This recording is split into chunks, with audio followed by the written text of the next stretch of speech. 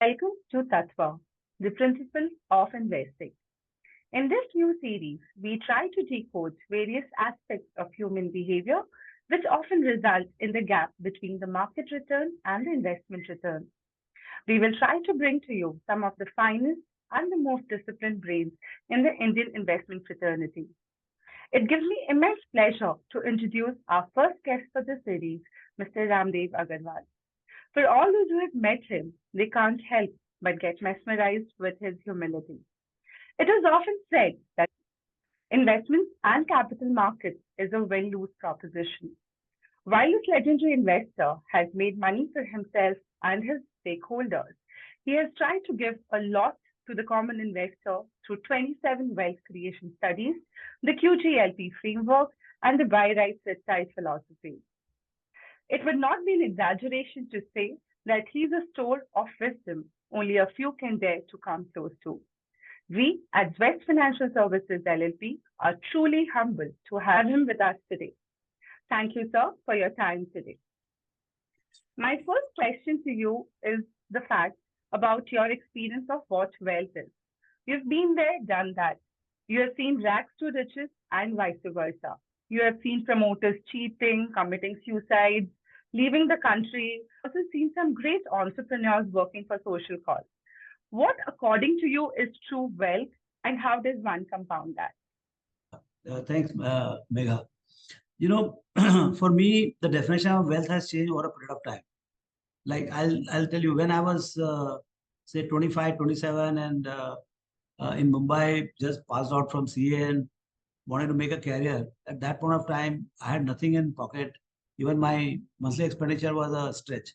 So clearly, money was I would consider money to be very important in my life at that point. Clearly, money was very important. We were working very hard, and we wanted to make it happen in the sense that I could have taken up a job, but taking up entrepreneurship, that too from ground zero, it is a huge challenge. Way back in 80s, you don't have any startup capital, you don't have much help from home or anything like that.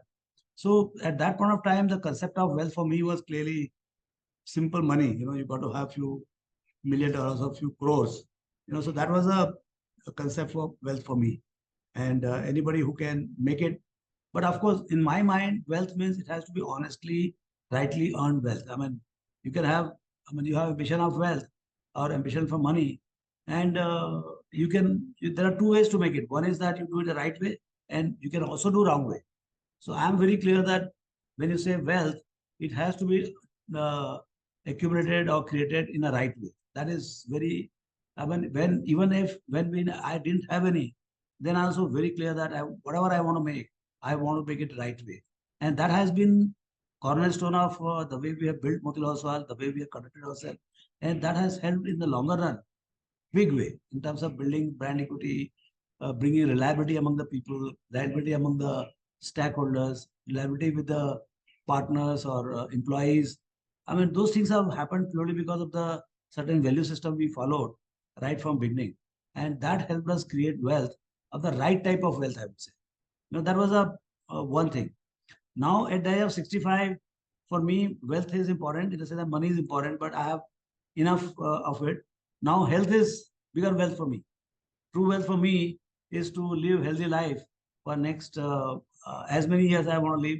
I want to live for another 35 years, but I want to live a healthy life. So, for me, truly wealth is now, incrementally, for me, 100% of incremental wealth is my health. So, I'm saying that time changes and concept of wealth changes, at least for me.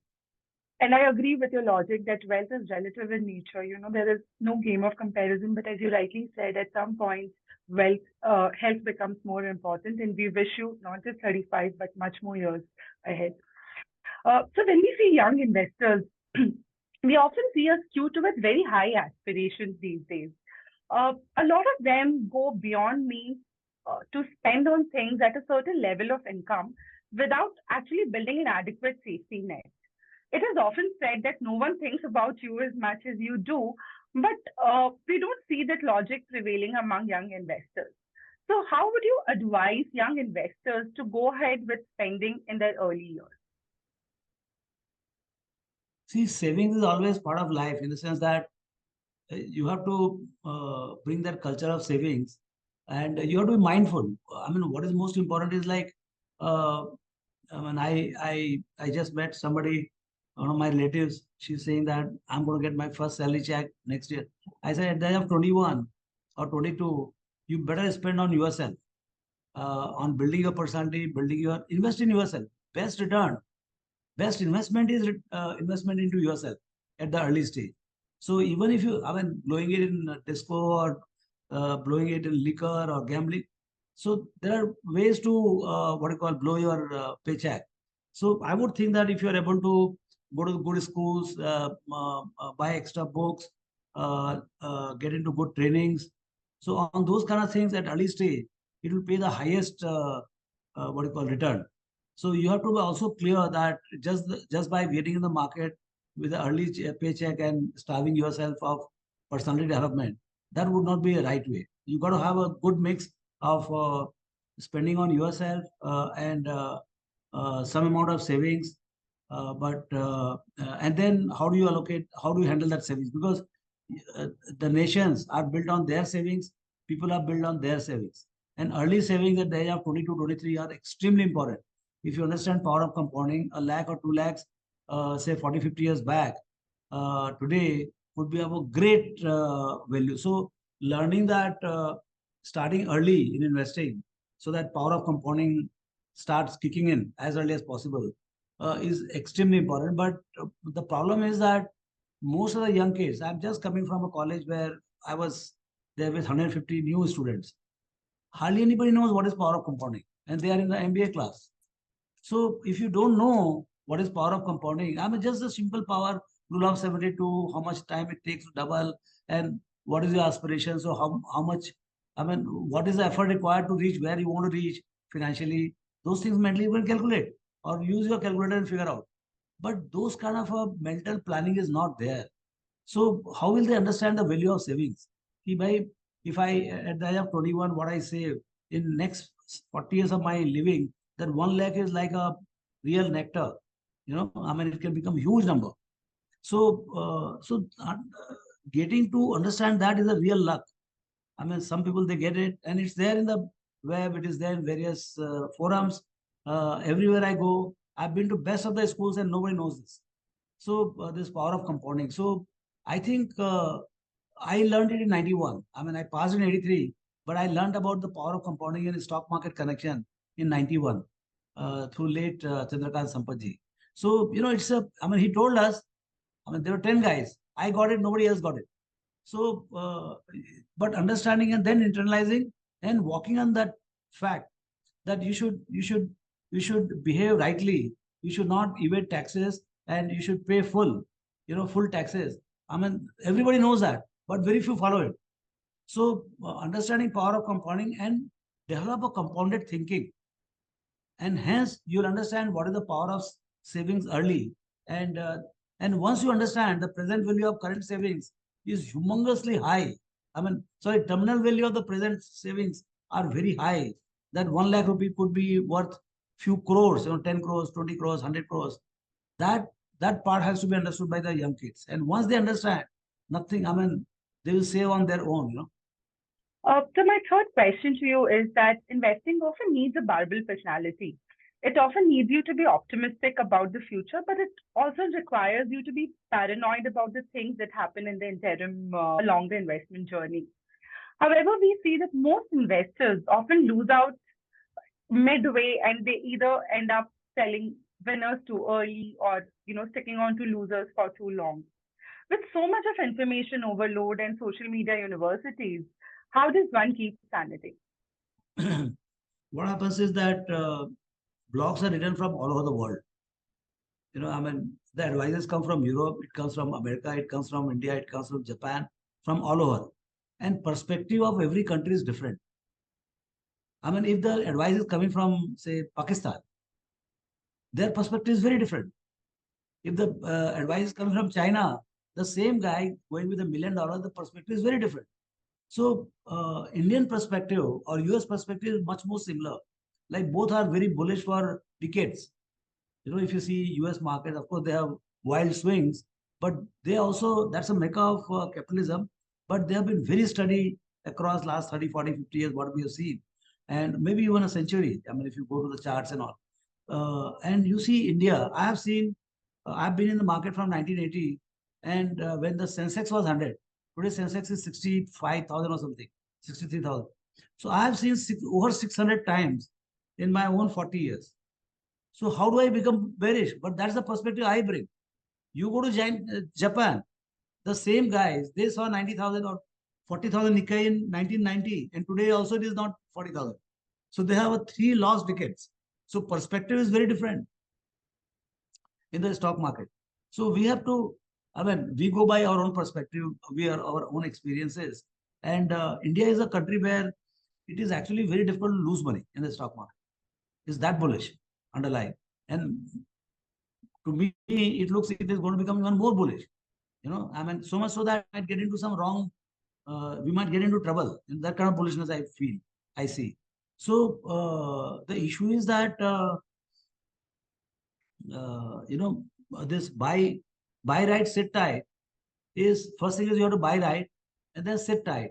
Even if you're not able to sit tight for a very long time, at least don't get out of the market, get out of the stock, get into some other stock, but stay in the market.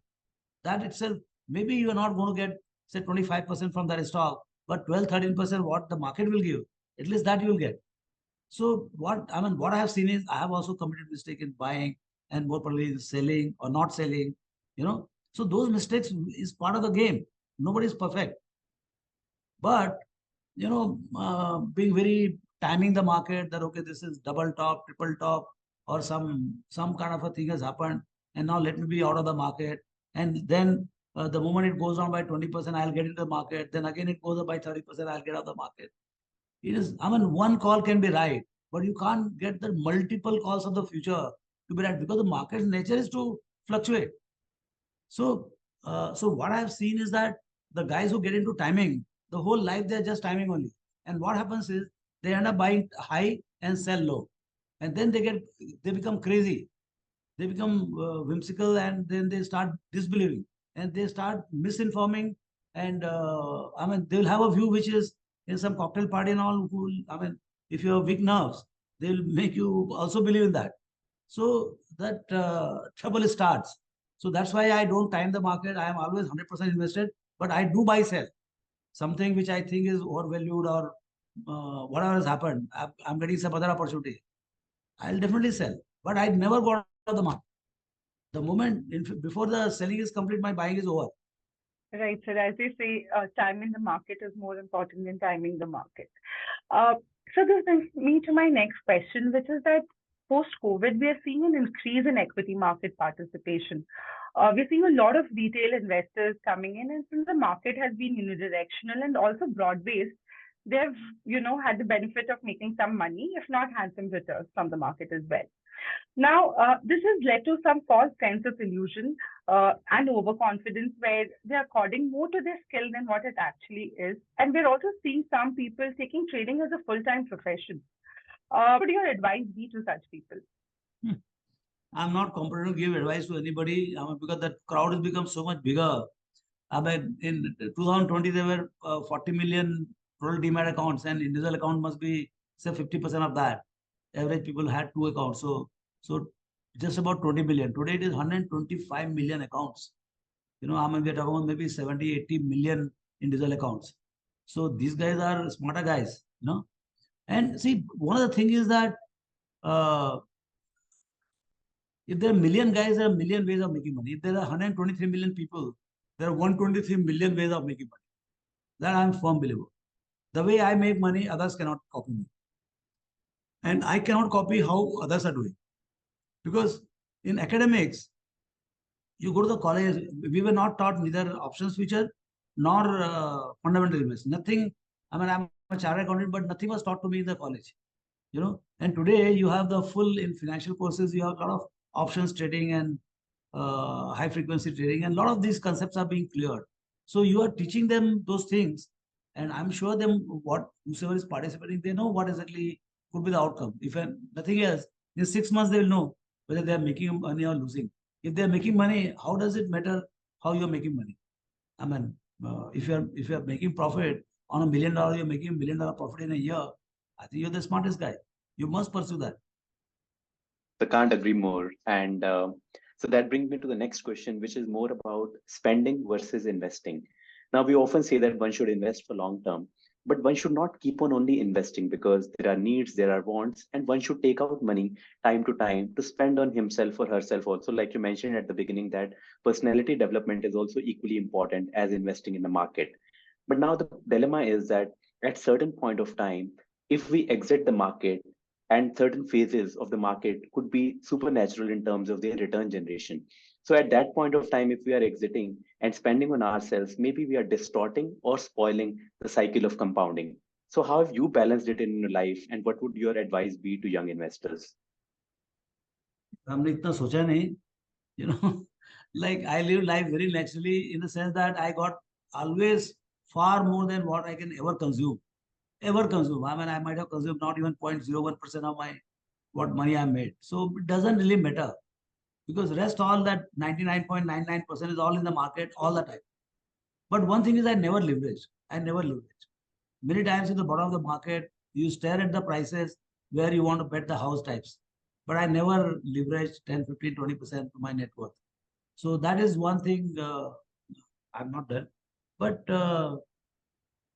I mean, I have seen 3 times 60% correction in my portfolio. When I started 1990, from zero I went to 30 crores. From 30 it went to 10. That 10 became 100 in 2000. That 100 became 28, 30 in that Y2K burst. Then that 30 became 550 in 2008. And then it came out of 225. So I have seen this level of correction is stay put there. My whatever little broking revenue or company is there, that's giving me salary and all kinds of maintenance. So I never had a urge. I mean, I'm telling you my story. So everybody's story is going to be different. So they have to act accordingly. I don't have to really dip into my investment. And I never thought that India's story is over. Because see, people say that should we get in at all-time high? By all-time high for 75 years, not for next 75 years. For next 5 years, your all-time high will be double at least from you. So why are you scaring the guys out? भाई all-time high हमको मानो तुमको मालूम कोई नया चीज बता रहा तुम. But every 3, 6 months, 8 months, you have a new high. So I keep running away from the market. You know, it's fun to say this all-time high, but that there's a lot of guys that get unnerved.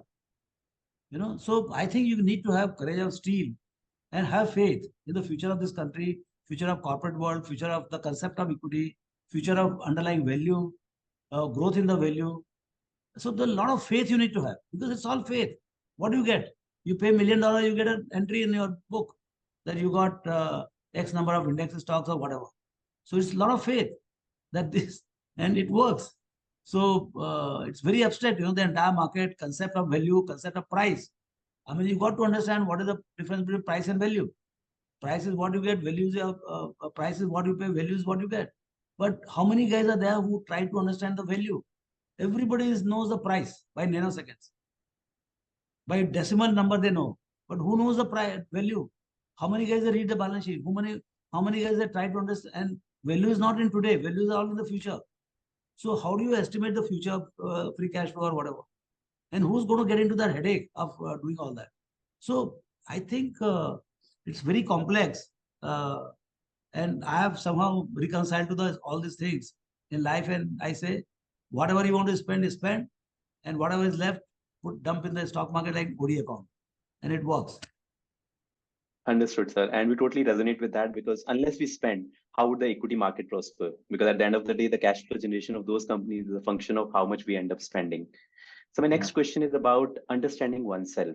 Now, in pharmacology, there is a famous quote which says that small quantities stimulate, medium quantity inhibit, and overdose kill. And the absorption level is different for different human beings. Now, that is true for investment world also, where asset allocation preferences may be different for different individuals. And for a single individual also, during the course of the life cycle, asset allocation mix may have to be changed. Now, we have so much of social media influence. We call it social media university, where people start believing that whatever has worked for someone else may work for himself or herself also. How do you advise our investors to avoid these kind of blunders? That I don't want any headache of stock market going up and down. At some age, I just don't want to look at the face of the stock market. I just want, this is my $1 billion, and I want $100 million of revenue every year without any capital guaranteed and return. So then I don't have to go to the stock market. I have to go to the State Bank of India and dump the whole damn thing in their fixed deposit and write a 30-year check or give it to Government of India and get your, see, what is the objective? That has to be very clear, no? So if some allocation has worked for somebody, I met industries today. So he's asking, what should be my allocation? I said, boss, you are 10 times bigger than me. You should have 120% equity. I mean, you are earning $100 million, $200 million profit every year. Why should you bother about asset and debt and equity and all? Play all the way only equity in India. So it is that. I mean, he must be shocked. I think he's going to come and again break my head. So the issue is that you have to fend for yourself what you enjoy, because the tough job is done of making money. Whether in your profession, my profession, you have made the money. Now it's fun. How do you want to allocate? I mean, so I enjoy going up and down. I mean, I see, in fact, I enjoy 20-25% down market, because that gives me opportunity to go 50% up. So because I know what is the downs are temporary and ups are like much more permanent. So so that I'm reconciled. Downs are bound to come and downs are temporary. ये मेरे दिमाग में बैठा हुआ है. अभी कभी न कभी तो गलती होगा मैं भी. When it goes down, it just goes down. So, but if by chance the index goes down from say 20,000 to 2,000 or something like that, I think this computers and all are not going to work. We'll all be standing in the road. So I think when that happens, then happens.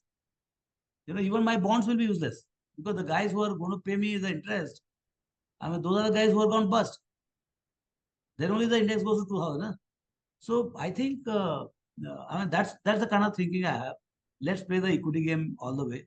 Entrepreneurs are the best assets of any economy, and we are betting on the entrepreneurs. Entrepreneurs and enterprises. Understood, sir. And that also reiterates what we keep on telling to our investors, that asset allocation is not a function of age. You can be 70, you can be 80, and you can be full equity, or you can be 20 also, and you can be full bonds, depending on how it suits you. So my next question is about developing a non-linear thought process. Now, generally what we have seen, we talk about analytical edge, but we never talk about multidisciplinary approach, which help develop one framework over a period of time. While there are many people who can master balance sheet, there are those rare few who have the ability to pick up ideas which span generations. And you are one of those rare people. So how have you mastered the art of picking up ideas which last for years and not just for a few months here and there?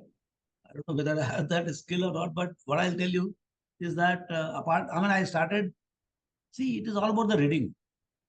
One of the things, even before reading the balance sheet, is the reading. I mean, I had a voracious reading habit right from childhood. I was the first guy in my home in Raipur to pick up the newspapers, because you used to get 1 or 2 newspapers and there are 5-6 guys to read. So I said, before anybody reads, let me get all the pages fresh. So I was the first guy off the block and read the whole thing. So that discipline of reading, that became a much more intense as I graduated and I came to Mumbai and all. And here you have circulation library. In that you can get all the books, whatever you want. I mean, of course, searching was not possible, but still, you could do your own research of what book you want to read. So I mean, it was a kind of for me a treat. For $5 or $10, you can get a book of your choice. So I actually spent a lot of time, and that shaped up my mind. The fictions you read, that became, I mean, who knew what is fiction? We thought that's the real story. I mean, for us, I mean, Amani's story is also fiction for an outsider. I mean, talking about $100 billion, $200 billion, it's all fiction. I mean, it is real, but what I'm saying is that for us, it finds almost like a fiction. So fiction and real big stories are almost same. So that shaped up my mind. So what happens then? I love traveling. I love just window shopping. I just go around, watch a crowd, watch people talking. So you can pick up ideas anywhere. I mean, travel is a good source, and generally talking to the people, reading the balance sheet, reading the say like going to Omaha and again networking with a lot of people. So ideas you can pick up. We have picked up ideas. Actually, direct sell side analyst idea is the worst idea, I would say. I mean, I generally don't talk to anybody, and that's not my. I mean, I'm not saying that they are bad guys. We also have 40 sell side analysts. So, but then I find they are too much behind the curve. So to be ahead of the curve, you have to develop it from the books, from the magazines. In fact, one of the places where I picked up a lot of ideas is the Financial Times. I read every day Financial Times. So they are, I mean, maybe India is behind. So when they're reporting from London or any other place, they can catch early a lot of trends. Basically, picking ideas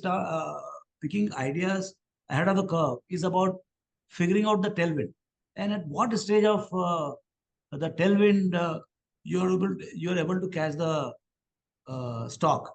Like say defense spending. 1 year back it was dead, and in 1 year everything is on fire. So we saw that, and we thought it's a PSU and all. We didn't buy. I mean, we could see that coming in, but we just didn't participate. So that's our mistake. But could we see that tailwind? Yes. I saw the literally fan being started.